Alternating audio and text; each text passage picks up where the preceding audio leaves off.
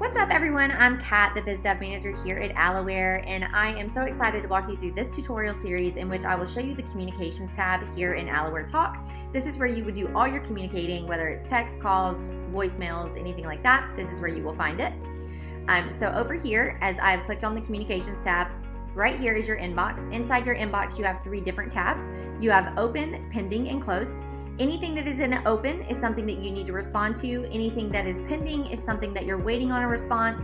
Anything in closed is a completed conversation.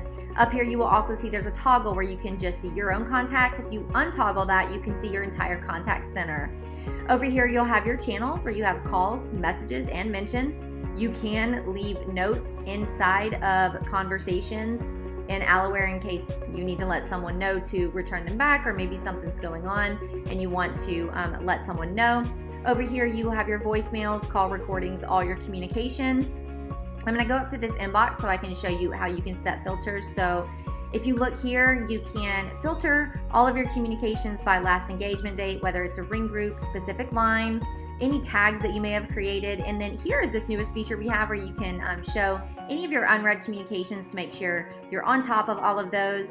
And then you can do a time frame. And then whether you have communication owners or contacts owners, you can save these filters so that you can view them at any time, or you can just apply them all at once. And then down here is your view. So if you wanted to maybe add a specific view, you can create a view here, and this is what you would do. So any sort of engagement date, ring groups, contact tags, unread communications, and you can save these views so that you can come back to them easily. I hope this was useful in teaching you how to use the Communications tab inside of Aloware Talk. I look forward to bringing more tips and tricks to you in the next tutorials. Thank you so much.